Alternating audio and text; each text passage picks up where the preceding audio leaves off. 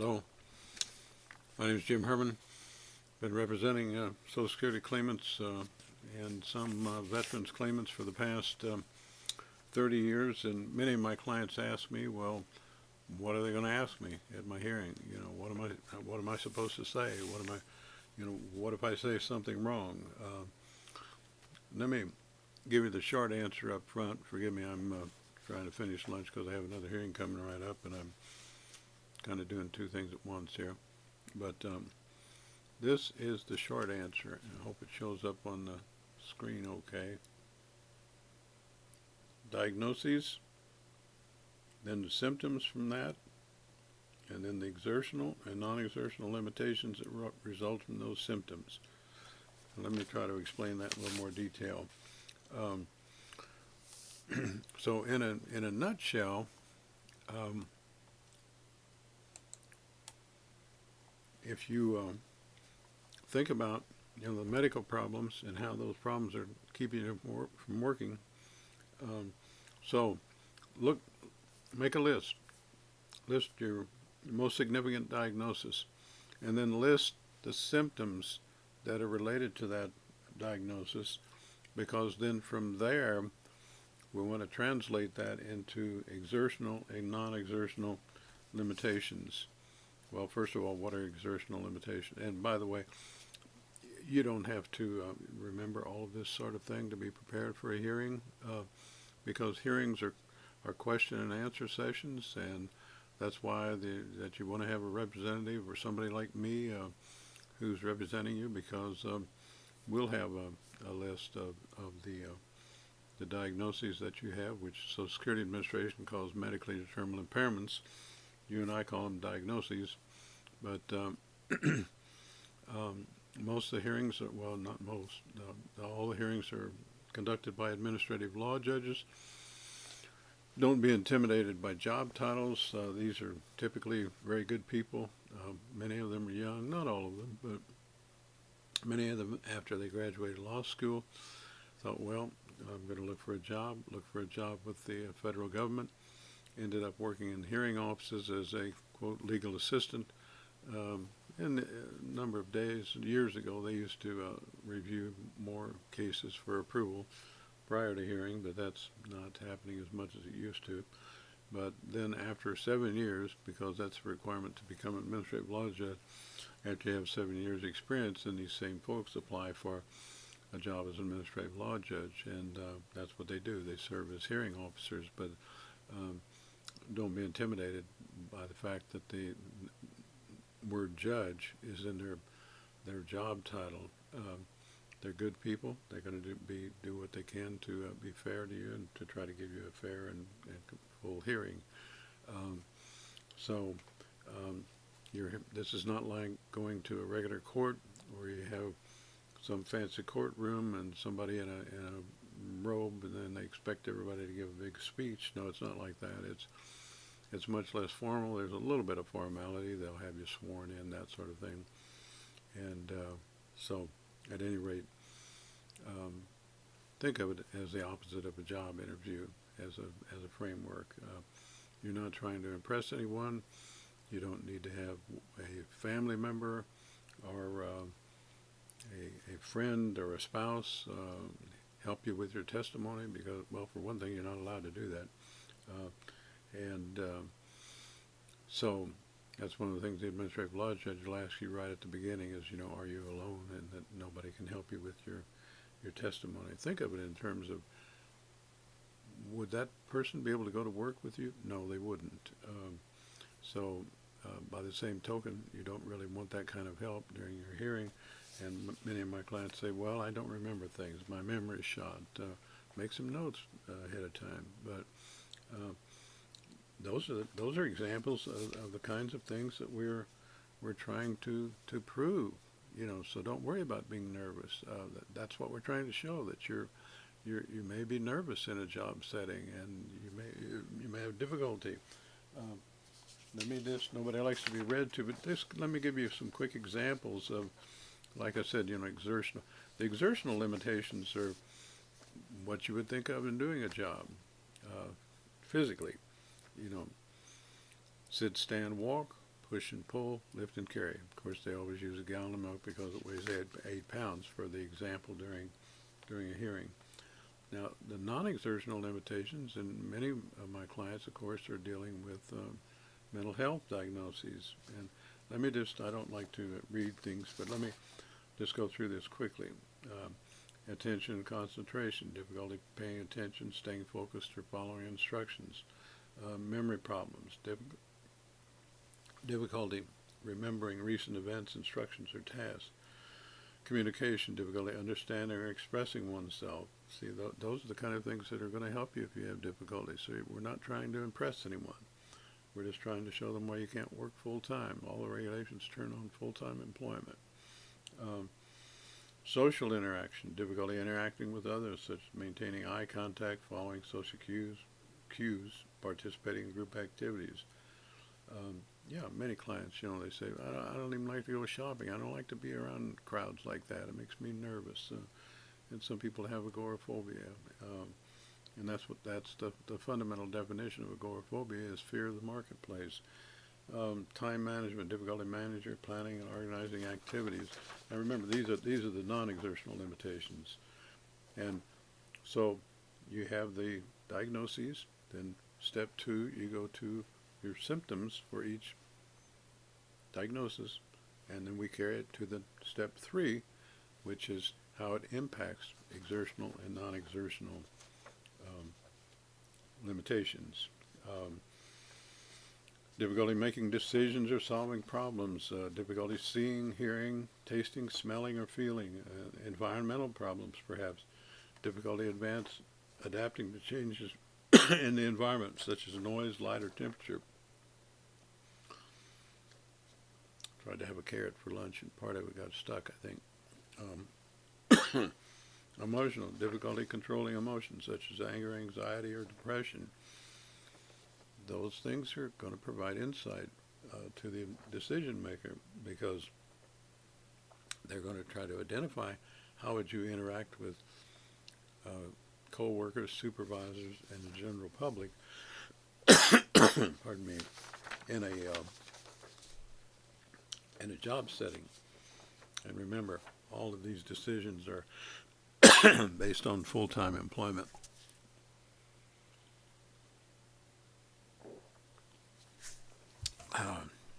And as I said, the exertional limitations are sit, stand, walk. You'll be asked how long can you do each of those comfortably.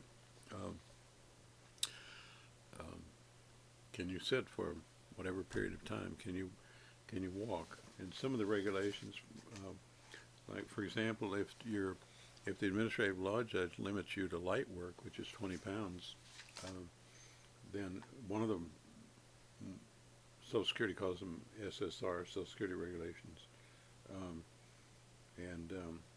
For example, if you're limited to light work, you must have the ability, according to SSR 83-10, ability to stand and walk for 6 hours out of an 8-hour workday. Well, I can tell you, many people are limited to light work, but they're also not able to do that. So that's the sort of thing the adjudicators, the decision makers are looking for.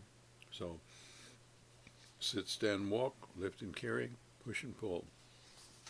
Sometimes they might talk about foot controls, but that doesn't happen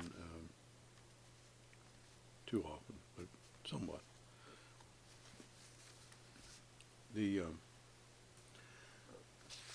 I made too many notes.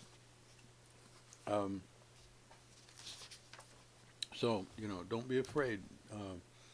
That's also one of the reasons why you have representation at a disability hearing, because, again, I know people are saying, well, what are they going to ask me? What should I say?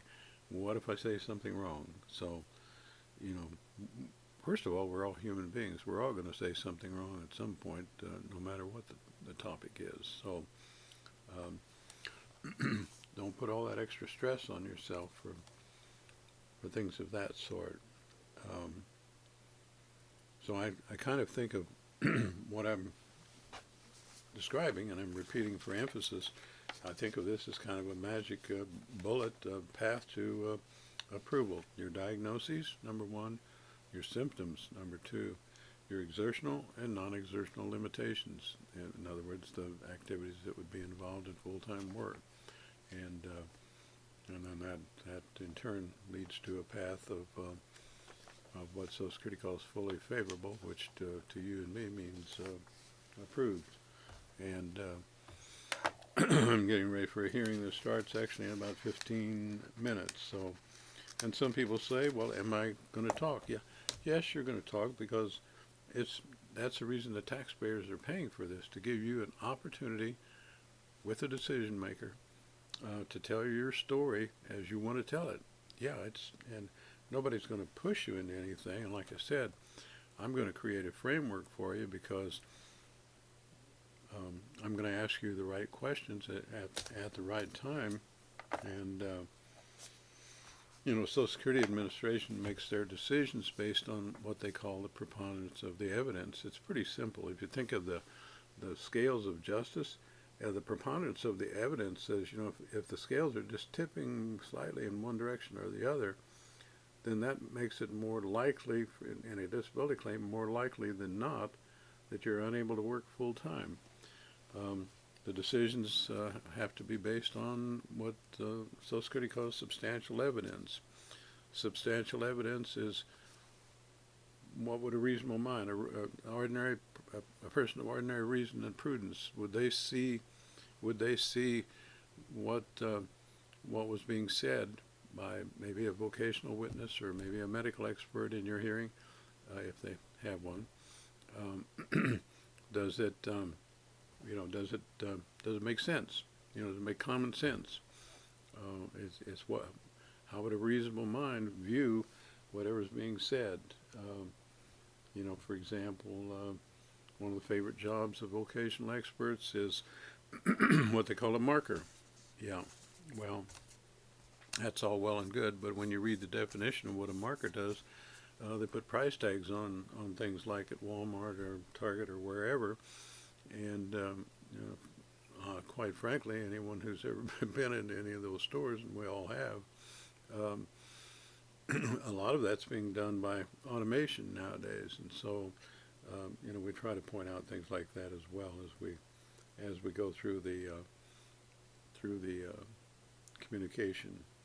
And I'm taking a quick look to see what else I wanted to tell you about that. If you have problems with reading or math, if you a lot of people, I'm finding, exaggerate their education, and they do that to their detriment. They don't like to say they were in special education. They don't like to say they repeated classes. But if you were in special education and you repeated classes, that's going to help you. If you can't go to a store and with a $20 bill and know whether or not you were given the correct change without looking at the register, that's going to help you get approved for disability, because all of the jobs that are offered by anyone, at vocational experts or anybody that's involved in your claim, are going to have they're going to have three elements: reasoning, math, and language requirements.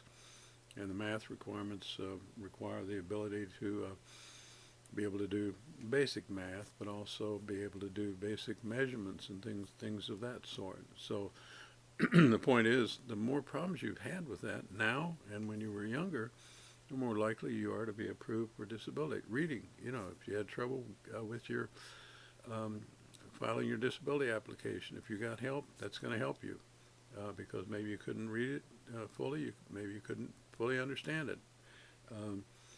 Driver's license, did you get help, or did you have to take it more than once? If you had to take it more than once, that's going to help you. And it'll help you even more if they actually had at some point to actually read the exam to you, which happens pretty frequently. Don't be embarrassed about those kinds of things. That's what's going to help you with the path to approval. And then I had another example in mind, and it got away from me there for a moment, but that's what's going to help you. If you've had difficulty with that sort of thing, and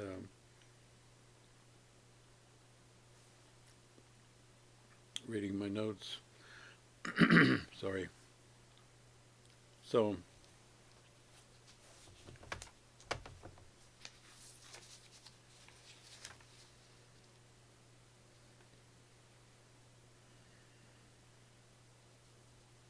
sorry about the delay, but I wanted to make sure that I'm covering what I had in mind.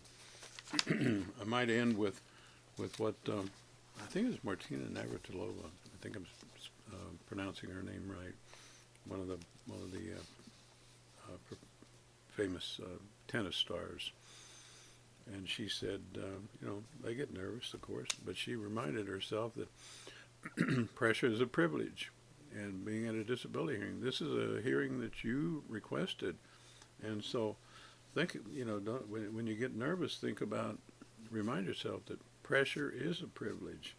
And also, if you find that you're overwhelmingly nervous, you can participate in some breathing exercises, which are very simple, and I'll just summarize it briefly from memory. But if you take a deep breath, just close your mouth, breathe in through your nose, hold it for about, I believe it's 7 seconds, and then exhale through your mouth and count it for 8 seconds, 1001, 1002, 1003, so on. And then if you repeat that exercise like 4 times, evidence shows that's kind of like a natural anxiety reliever, a natural stress reliever. It's kind of kind of like maybe taking a medication that would calm you down. But that's a good way to calm yourself down, and it's a good habit to be able to do that sort of thing if you find yourself in a situation where you're nervous and feel like there's a lot of pressure. And you're not alone. All of my clients say, when I call them, especially the day before, I say, "You all set for your hearing?" "Yeah, but I'm really nervous." And I tell them, "Well, that's to be nervous is to be human. We're human beings." And I'll stop with that. I'll wish you the very best of luck and good wishes for you and good thoughts for you, and we'll leave it at that. Thanks for listening. Thanks for viewing.